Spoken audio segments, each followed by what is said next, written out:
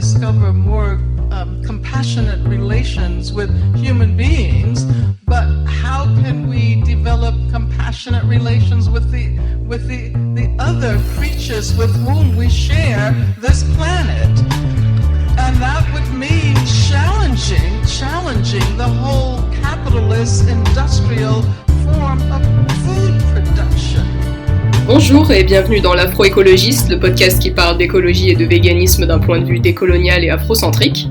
Aujourd'hui, pour poursuivre nos portraits de véganes noirs, j'ai le plaisir d'accueillir Laurence de la pâtisserie végétalienne Végédélices. Bonjour Laurence. Bonjour à tous. Pour commencer, je voudrais te demander comment est-ce que tu te décrirais et qu'est-ce que tu fais dans la vie? Waouh. Comment est-ce que je me décrirais? Ben, écoute, je me retrouve très bien dans ton concept, c'est-à-dire afro, vegan. Vu que je suis d'origine guadeloupéenne, donc j'ai grandi dans une culture antillaise. Je suis devenue végane pas tout de suite, ça c'est sûr. J'avais 23 ans si je me trompe pas. Mais du coup, aujourd'hui, ça fait vraiment partie de mon identité. Et après, ben, au-delà de ça, professionnellement parlant, comme tu l'as dit, effectivement, je suis à la tête d'une boulangerie, pâtisserie, traiteur végétal depuis décembre 2019. On va fêter nos 2 ans, là, bientôt, là, en décembre. Au début, j'étais au labo, c'est moi qui faisais la pâtisserie, les créations et tout. J'ai dû me repositionner différemment parce qu'on a grossi très vite et que maintenant j'ai 10 personnes dans mon équipe et à ce moment-là, ben, j'ai dû plutôt me recentrer sur ma fonction de manager, chef d'entreprise. Donc voilà, je suis un peu businesswoman. Écoute, félicitations, hein. Donc c'est une pâtisserie qui est basée en Guadeloupe. Donc là, ce que tu es en train de nous dire, c'est que ça marche très bien. Et alors, comment est-ce que ça a commencé tout ça? Parce que tu as dit 23 ans, c'est quand même relativement jeune pour devenir végane, je trouve. Alors, qu'est-ce qui s'est passé? Ça arrivait d'un coup, je m'y attendais pas, ça n'a pas été une décision, voilà, que je préparais. J'ai regardé une vidéo YouTube un soir dans ma chambre d'étudiante, vraiment par hasard. Je commençais à l'époque, j'avais du temps pour pour flâner sur YouTube et regarder des vidéos beauté, maquillage et tout. Et il s'avérait que la fille que je regardais à ce soir-là, elle était végane et elle avait mis dans sa description si vous souhaitez savoir pourquoi je suis devenue végane, regardez cette vidéo. Et du coup, comme je l'ai trouvée sympathique, cette fille, cette youtubeuse, je me suis dit, ah bah tiens, comment ça se fait qu'elle est végane, pourquoi? Donc j'ai cliqué. Pour ceux qui peut-être connaissent, c'était Georgia Secret. Ça fait très très longtemps que j'ai pas été voir ce qu'elle fait, mais elle doit toujours être dans la place. Donc Georgia Secret. Du coup, je suis tombée grâce à elle sur la vidéo de Gary Yourofsky.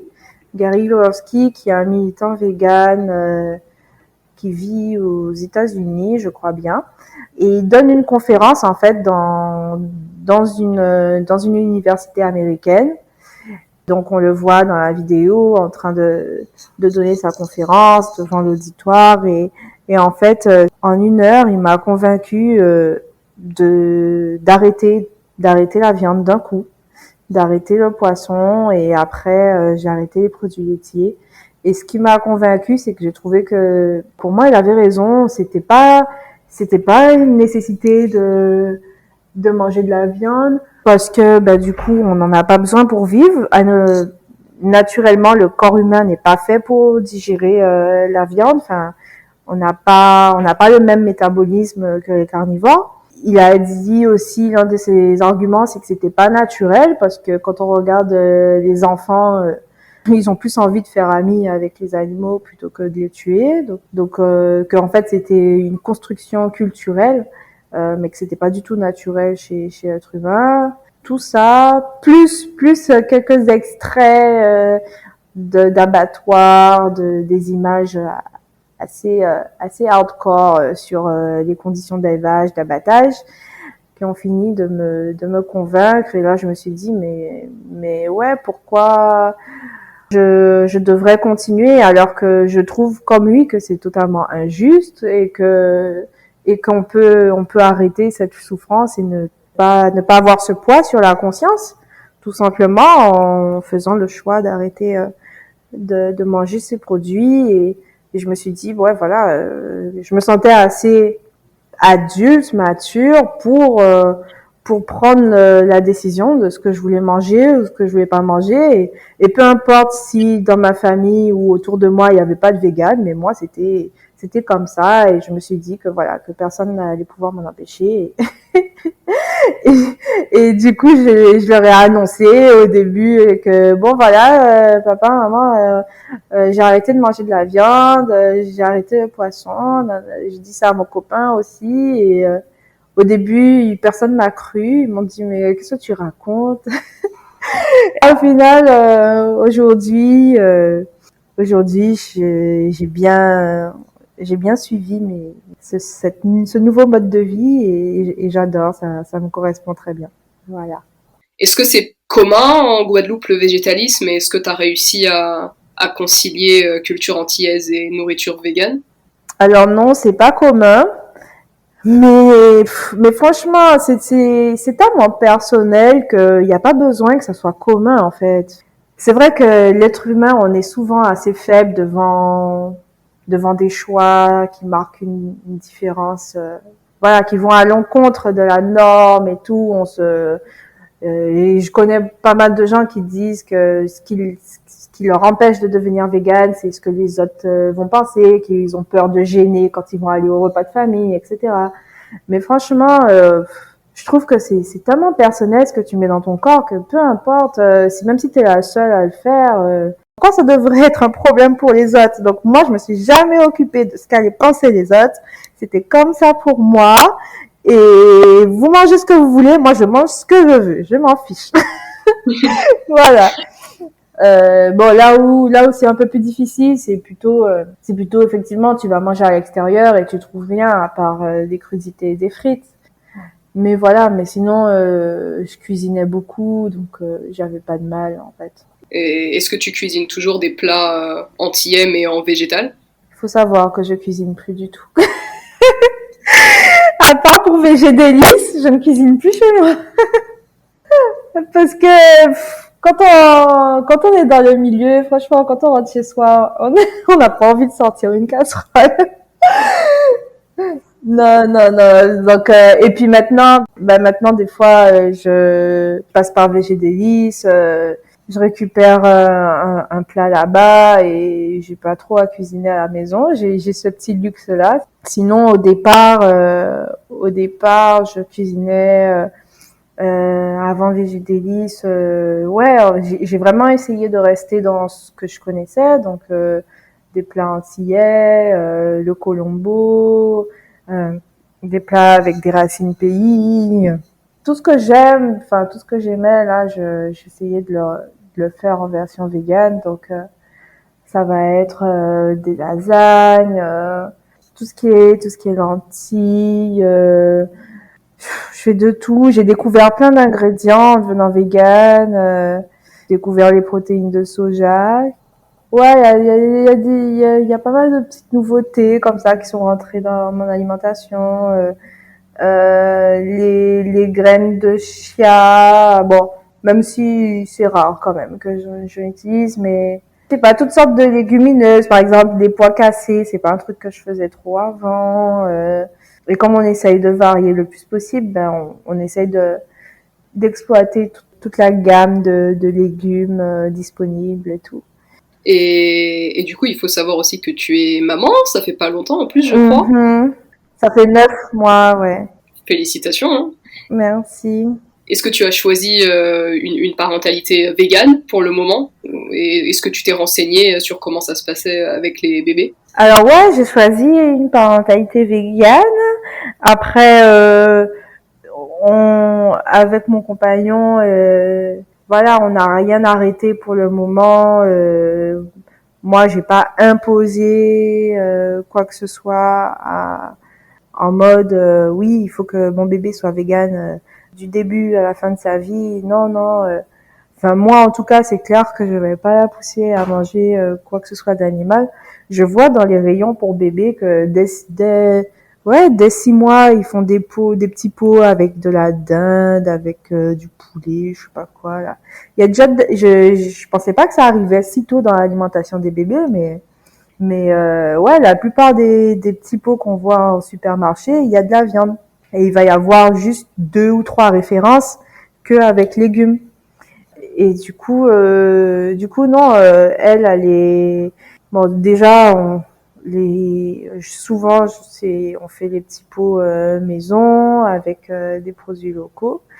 Et sinon, je continue à l'allaiter toujours. Donc ça a été un point hyper important d'avoir pu réussir mon allaitement parce que attention, l'allaitement c'est pas un truc on a l'impression que voilà, il y a rien à faire, enfin que ça vient naturellement, que bébé naît, il commence à téter et tout se passe bien et qu'il y a jamais de problème. Mais en fait, en vrai, il y a beaucoup de femmes qui n'arrivent pas à allaiter pour différentes raisons.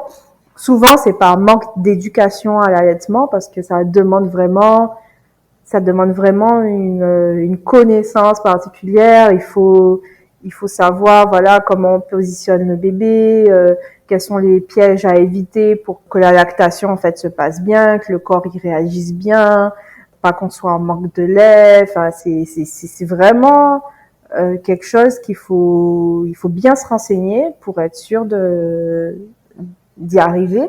Et du coup, ça, effectivement, en tant que maman végane, quand tu allaites déjà, c'est le plus gros effet parce que ton bébé, il peut être nourri sainement et avec tous les nutriments nécessaires. Et après, dans la diversification, du coup, oui, pas mal de purée de légumes actuellement et aussi une complémentation en vitamine B12 depuis ces 6 mois. Voilà, comme maman. Après, je sais pas comment ça va évoluer, si son papa, il va craquer à un moment, il va dire, ah, mais non, mais je veux lui faire goûter, faut qu'elle sache faut qu'elle sache quel goût ça a, ou, parce que son père mange de la viande, donc voilà. Et moi, je suis vraiment dans un véganisme hyper tolérant, dans le sens où j'ai attendu des autres qui me laissent faire ce que je voulais, et moi, je laisse les autres faire ce qu'ils veulent, en fait. Enfin voilà, pour moi c'est un peu évident d'être dans la tolérance. Moi, tu me laisses vivre mon véganisme. Toi, si tu es omnivore, écoute, c'est ton choix et je le respecte aussi. Donc avec ma fille, je vais pas vouloir non plus m'imposer par rapport à son père en mode il n'en est pas question. Enfin, j'ai mangé de la viande quand j'étais petite. Voilà, ça fait pas de moi une mauvaise personne. Donc si elle doit goûter étant petite, si elle doit en manger un peu parce que son père le veut, bon, moi ça va me gêner, c'est clair. Enfin, mais je vais pas l'empêcher. Et après, en grandissant, ce que je me dirais, c'est quand elle va grandir, qu'elle va commencer à prendre conscience de ce que c'est, à ce moment-là, elle fera son choix et elle choisira. Ouais. Et ben, ça rejoint un peu la question que j'allais te poser juste après, qui est, du coup, t'as l'air d'avoir un rapport assez apaisé, je pense, à ton véganisme. Oui. Est-ce que tu te considères comme une personne plutôt militante ou pas vraiment? Si, quand même, parce que si j'ai lancé VG c'est que j'ai créé cette entreprise, c'était pour satisfaire mon besoin d'engagement vegan. C'est ma manière à moi de militer, en fait, mais tout en douceur, en faisant les gens se régaler, découvrir des gâteaux, manger différemment. Donc ils s'en rendent même pas vraiment compte qu'ils font une action pro-vegan, mais en vrai, un gâteau acheté chez moi, c'est déjà une action effectivement en faveur du bien-être animal, quoi, en soi, même si ça en a pas l'air. Et est-ce que toi, tu vois un lien entre ton véganisme et d'autres luttes sociales? Ben oui, j'ai fait le lien, mais effectivement à travers quelques découvertes, des articles, et puis il y a un livre aussi que j'avais commencé à lire sur les liens entre véganisme et lutte du coup anticoloniale, antiracisme. Effectivement, on se rend compte que les schémas de stigmatisation que subissent les animaux, ben c'est un petit peu les mêmes schémas qui sont reproduits envers les personnes noires. On va pas considérer la personne telle qu'elle est. Enfin, on va plutôt lui attribuer en fait des qualificatifs, mais qui ont été complètement en fait inventés, complètement voilà, qui sont sortis de nulle part, et on va les faire passer pour naturels, quoi, en fait. Pas le fait que pendant des siècles on a considéré que le noir c'était quelqu'un voilà qui avait la capacité de travailler dur, qui pouvait faire voilà des tâches dures, et ça a légitimé l'esclavage pendant longtemps, et tout ça c'est un peu voilà c'est trouver des facteurs, enfin des trouver une manière de légitimer l'infériorité, de légitimer voilà la hiérarchie raciale, en créant des stigmates, enfin en stigmatisant comme ça, et pareil pour voilà les animaux, on a dû aussi légitimer l'abattage, l'utilisation des animaux, leur exploitation par différents prétextes. Du coup, le point commun, toi, que tu vois entre... dis-moi, peut-être que je raconte des bêtises, mais le point commun que toi, tu vois, c'est le fait qu'il y a eu des caractères qui ont été imposés de l'extérieur sur des personnes Voilà. pour justifier leur exploitation. Exactement, exactement. Ça, c'est un point qui m'a marqué, parce qu'en fait, c'est à la base de tout. C'est-à-dire que voilà, ça va être un schéma de pensée qui va se diffuser, qui va créer des inégalités de masse, en fait. Ouais, ça fait sens. Et on avait eu une conversation super intéressante sur laquelle je voudrais revenir, où on avait parlé du rapport que les Antillais ont avec les animaux, et en particularité les chiens. Et à quel point c'était lié à l'histoire de l'esclavage selon toi. Je sais pas si tu te rappelles de cette conversation. Oui, en fait, c'est un cas aussi qui m'a beaucoup fait réfléchir. Je sais plus de quelle lecture j'ai pris conscience de cela.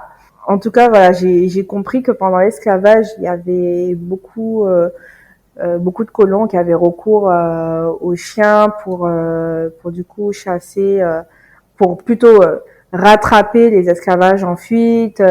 C'était des chiens voilà très féroces, qui pouvaient aussi blesser gravement les personnes qui poursuivaient. Donc vraiment le chien servait d'allié au maître, et n'était pas du tout dans la sympathie et l'amitié avec les personnes de couleur. Et du coup il y a eu beaucoup de peur qui a été accumulée là pendant des siècles envers les chiens du côté des personnes afrodescendantes. Beaucoup de peur, beaucoup de méfiance, et jusqu'à maintenant ça se ressent parce que c'est vrai que il y a beaucoup de personnes qui ont peur des chiens, qui vont voilà qui auront du mal à être dans une relation effectivement simplement de compagnie, voilà, j'ai un chien parce que j'aime sa compagnie, parce que j'aime être avec lui, mais plus j'ai un chien parce que je sais que voilà qui va me servir en fait, qui va être utile parce qu'il va garder ma maison, surtout ça. Souvent les personnes qui ont des chiens, bon après bien sûr il y en a beaucoup aussi qui adorent leurs chiens, mais quand même, ça reste des relations un petit peu compliquées. Il y a beaucoup de maltraitance aussi quand même. Quand on voit tous les chiens enchaînés qui vivent jamais en liberté, ça c'est quand même triste à voir. Beaucoup de chiens battus aussi. Moi j'ai recueilli une chienne à qui on faisait faire des combats de chiens à Saint-Martin. Donc la pauvre, elle était dans un sale état quand elle est arrivée à la maison. On m'a montré des photos de là où elle vivait. C'était super insalubre, elle était hyper maigre. Après, en fait, on l'a enchaînée, on lui donnait plus à manger parce qu'elle perdait tous ses combats, apparemment. Et c'est une dame qui l'a recueillie dans son appartement à Saint-Martin, mais qui pouvait pas la garder. Et du coup, j'ai pu la recueillir en tant que famille d'accueil. Enfin, c'est devenu notre chienne maintenant. Mais du coup, on voit que voilà, le chien, c'est un peu comme un objet. Enfin, on s'en sert. Voilà, les gens qui font des combats de chiens à Saint-Martin, c'est parce qu'ils gagnent de l'argent en faisant les combats. Enfin, il y a toute une histoire en fait derrière ça. Comment est-ce qu'on se soigne de ça en fait et comment est-ce qu'on... En fait, on a été dressés les uns contre les autres, mais par un même maître. Donc, comment est-ce qu'on répare cette relation en fait entre les chiens qui aussi n'avaient rien demandé et les noirs qui n'avaient rien demandé non plus? Bonne question. Je pense qu'il faut une vraie sensibilisation. Les gens comprennent mal aussi. Ouais, c'est pas facile, hein, mais ouais, essayer de faire comprendre que du coup un chien ça a vraiment des émotions, ça a besoin d'affection. C'est vraiment un gros travail de sensibilisation qui doit être fait. Il y a beaucoup de gens effectivement qui ont du mal à comprendre les besoins d'un chien. Après c'est pas donné à tout le monde, hein. Même moi, il y a, tu vois, le fait que le chien, même s'il a de l'espace, qu'il a de l'espace avec un jardin et tout, normalement, ben voilà, tu dois quand même le sortir souvent parce il a besoin d'explorer son environnement, etc. Ça, c'est pas des choses, enfin, c'est pas des informations qui viennent à nous, quoi. Et après, comment réparer ça aussi en faisant aussi les gens réaliser que du coup un chien ne devient pas agressif pour rien en fait. S'il est agressif, c'est que bah, il y a un traumatisme, il y a quelque chose. Enfin, donc voilà, et faire comprendre que c'est pas une menace en soi, quoi. Mais il y a un livre de Patrick Chamoiseau. Donc le titre c'est Patrick Chamoiseau, c'est L'esclave vieil homme et le molosse. Ok, merci beaucoup. Et en parlant de sensibilisation, du coup, toi tu as dit, tu as ouvert cette pâtisserie aussi pour sensibiliser un peu sans que les gens se rendent compte. Alors c'est arrivé comment l'aventure VG Délices? C'est arrivé comment? Bah c'est arrivé en 2018. J'étais salariée de la fonction publique, j'étais agent administratif et je m'ennuyais. Ça a commencé comme ça. J'en avais marre d'aller au bureau, de refaire les mêmes choses,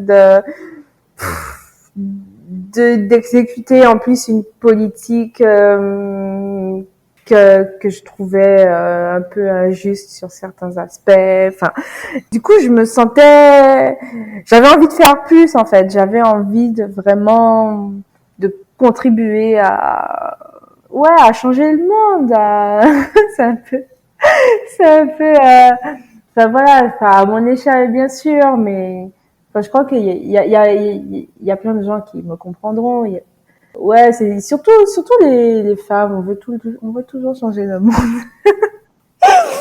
Mais ouais, je voulais rendre le monde meilleur à ma manière, contribuer au développement de mon île, contribuer voilà au développement de la Guadeloupe que j'adore et il y a tellement de choses, voilà, je me suis dit, mais il y a tellement de choses à faire ici. Comment ça se fait que je sois là en train d'exécuter des procédures dictées par le gouvernement qui me ressemblent même pas. Et voilà, je me sentais prise dans un moule là.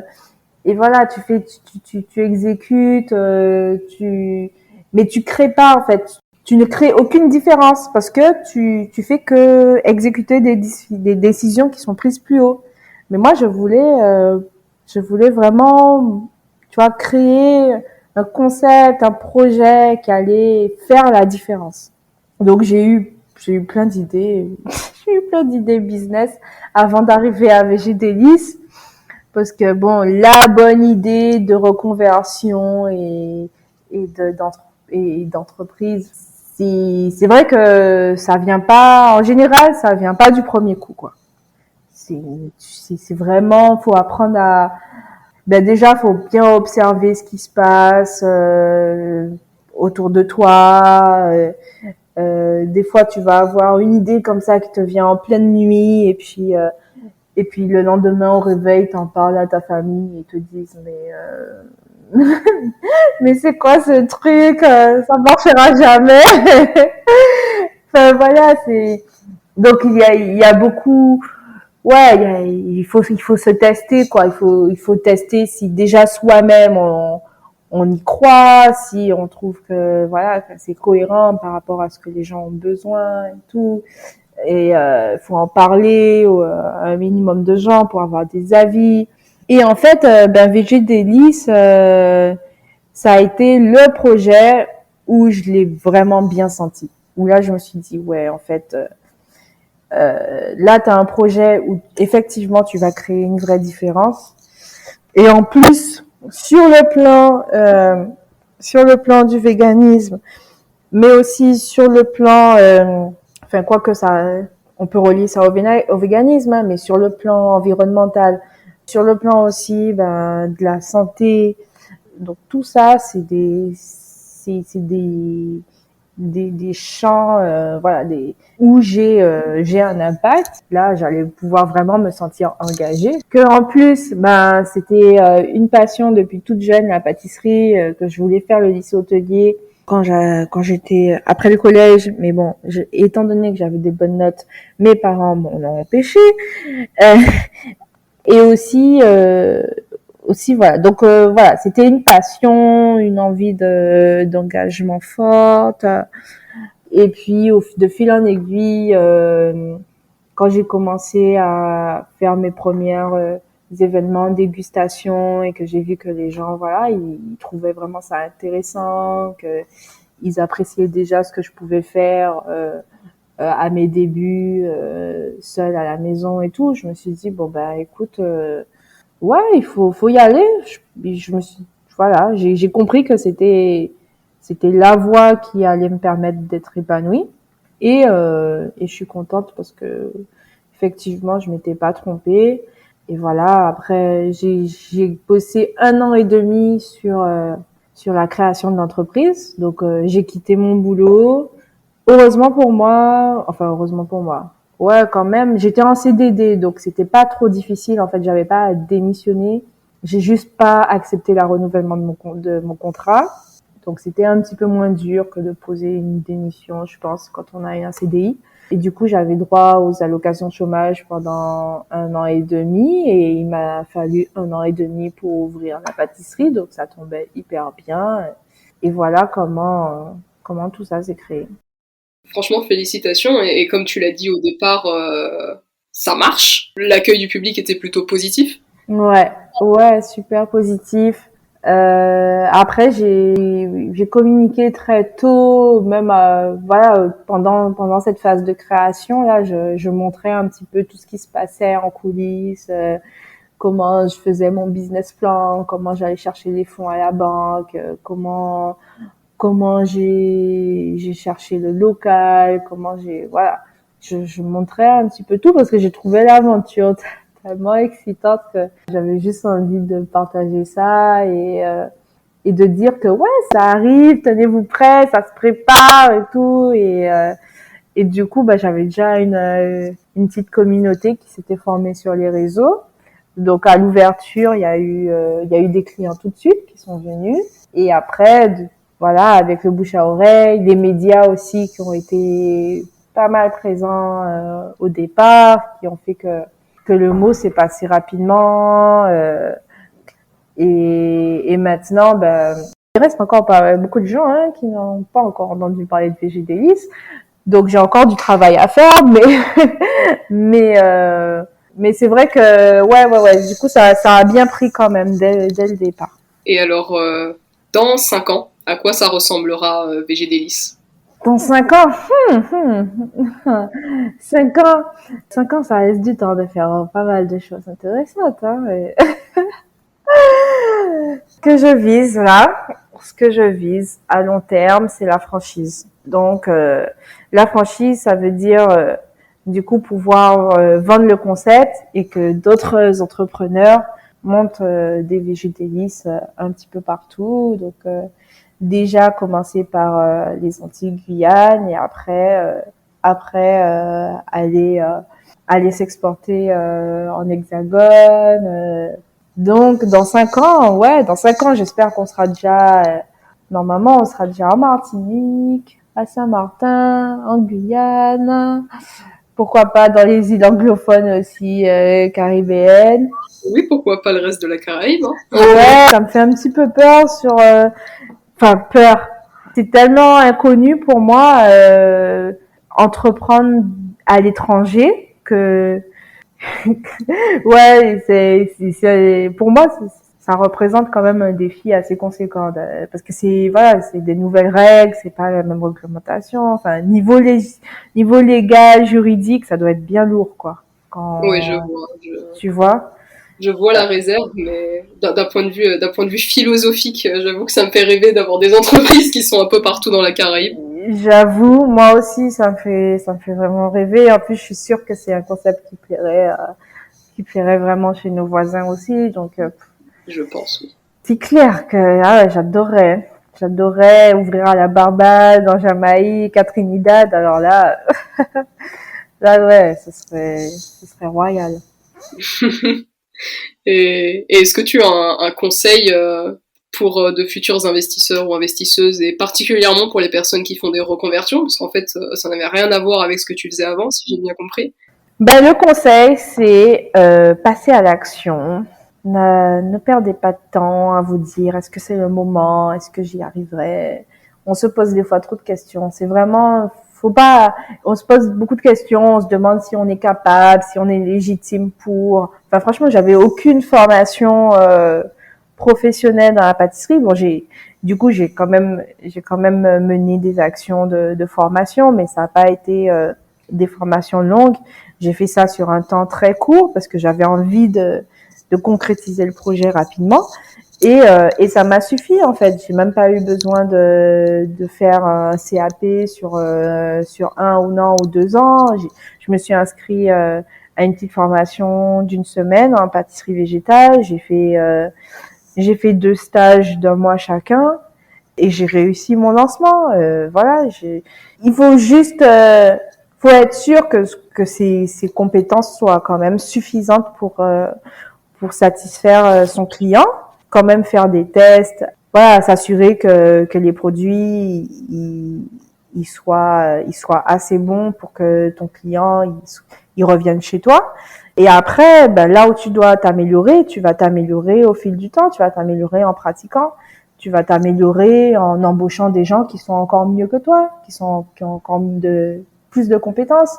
Donc voilà, faut pas attendre souvent on attend d'avoir tous les diplômes, d'avoir une super confiance en soi. Là aussi, pareil, hein, j'en parlais avec l'une de mes employées ce matin qui a aussi envie de se lancer dans l'entrepreneuriat. Elle me disait qu'elle n'avait pas assez confiance en elle pour se lancer. Mais je lui dis, la confiance en toi, tu l'auras en te lançant, pas avant. C'est ça. Et les gens vont nourrir ta force aussi, en fait. Exactement. Franchement, là, j'ai été vraiment portée par ça et ça, c'est vraiment la magie des réseaux sociaux. C'est vrai que, les gens, ils sont sur les réseaux. J'ai eu beaucoup de gens hyper bienveillants qui m'ont beaucoup encouragée et ça m'a donné de la force. Et puis en me lançant, j'ai dû aller au-delà de mes peurs. J'ai dû affronter mes peurs. Moi, j'avais une grosse peur quand je me suis lancée. J'étais quelqu'un de très, très timide, très réservé, très introverti, hein. On n'aurait pas dit comme ça quand je parle, mais t'assures que au départ, c'était vraiment me faire violence de créer un projet où je savais qu'un jour j'allais être interviewée parce que j'étais sur un concept innovant et qu'il y aurait eu un journaliste un jour qui serait venu avec sa caméra me poser des questions, et ça j'en avais une trouille pas possible. Mais je me suis dit, écoute, si tu as envie d'aller là où tu souhaites, si c'est ce que tu veux avec VGDélices, ben il va falloir que tu fasses face à cette peur-là et que tu l'affrontes. Donc je me suis pas laissée trop intimider par cette petite voix là, et je me suis dit non, c'est plutôt voilà, c'est du côté du challenge que c'est le côté challengeant que je choisis, c'est pas la peur quoi, c'est le challenge, c'est on va de l'avant, on a de l'ambition, c'est là où je veux y aller, donc voilà, je vais pas me laisser freiner.